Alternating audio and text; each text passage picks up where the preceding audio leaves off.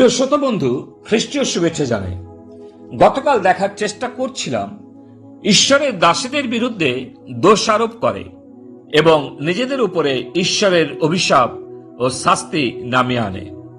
আমরা উদাহরণস্বরূপ ইয়োবের স্ত্রী মসির বোন মরিয়মের সম্বন্ধে দেখেছিলাম।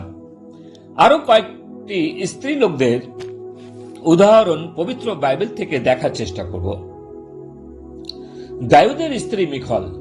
রাজা দাউদ বিভিন্ন যুদ্ধে জয়ী হয়েছিলেন এবং অনেক ইসরায়েল সন্তানদের হৃদয় স্পর্শ করেছিল, কিন্তু অন্যদের হৃদয়কে স্পর্শ করলো, মিখলের হৃদয়ে তা স্পর্শ হলো না। মিখল শুনতে পাচ্ছিল এবং জানতো লোকেরা দাউদকে নিয়ে ঈশ্বরের উদ্দেশ্যে প্রশংসার গীত গায়।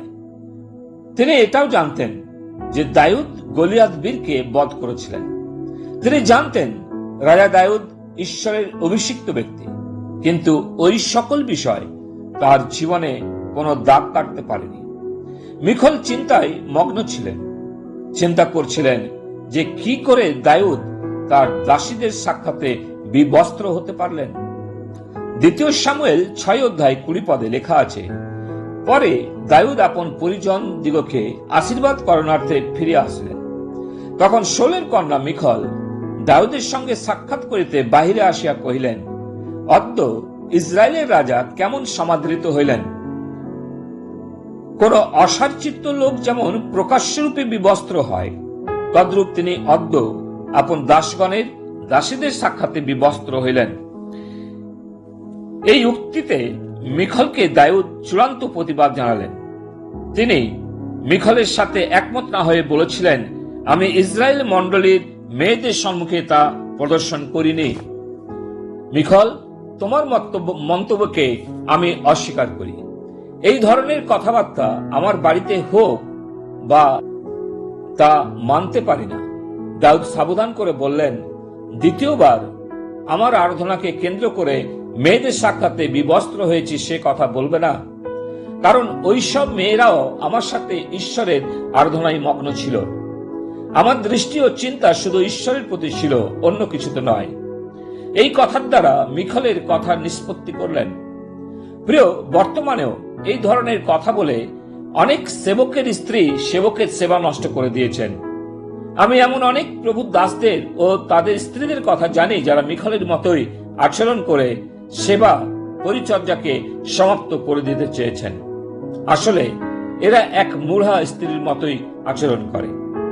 সেবক যদি প্রথম দিনেই দাউদের মতো দোষারোপীকে চূড়ান্তভাবে প্রতিবাদ জানাতেন ও নিজেও সাবধান হতেন, তবে সেবা নষ্ট হতো না।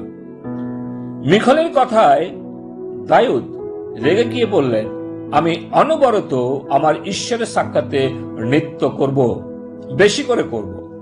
আমার পূর্ণ স্বাধীনতা আছে ঈশ্বরের সেবার জন্য এবং তোমার নিয়ন্ত্রণে থাকতে আমি অস্বীকার করি, কারণ তুমি ঈশ্বর নও যে আমি তোমার বাধ্য হয়ে সেবাকে ত্যাগ করি। আমার ঈশ্বর যাকে আমি ভালোবাসি, আমি শুধু তারই বাধ্য থাকব। চিন্তা করুন তো, দাউদ যদি আরাধনাকে প্রাধান্য না দিতেন, যদি মিখলের ফাঁদে জড়িয়ে গিয়ে মিখলের বিকৃতি চিন্তায় নিয়ন্ত্রণ হয়ে পরিচালিত হতেন, তাহলে কি হতো?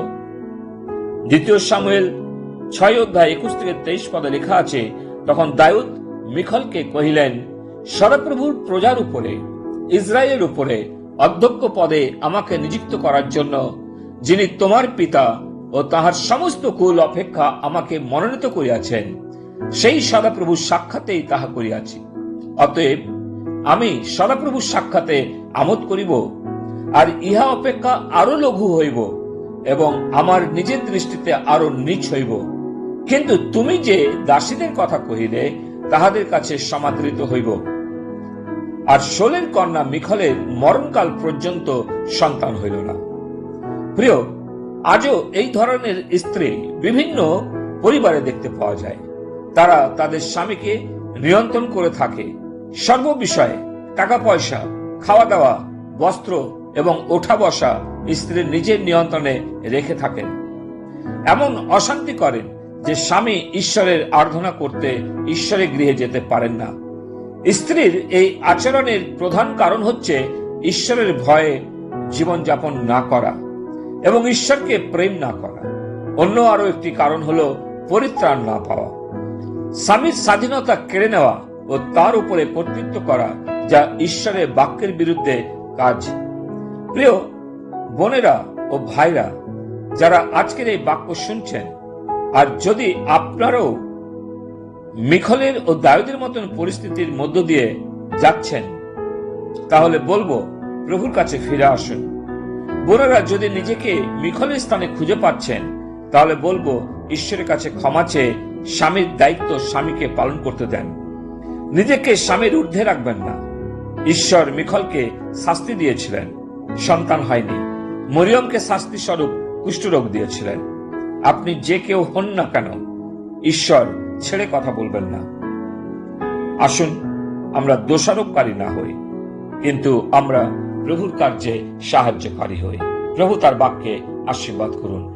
পিতা ঈশ্বর, তোমাকে ধন্যবাদ দিই যে আজও আমরা কয়েকটি স্ত্রীলোকের উদাহরণ দেখলাম, বিশেষ করে মিখলের কথা, যে প্রভু দাউদকে ছোট করতে চেয়েছিল, কিন্তু তুমি তা রক্ষা করলে।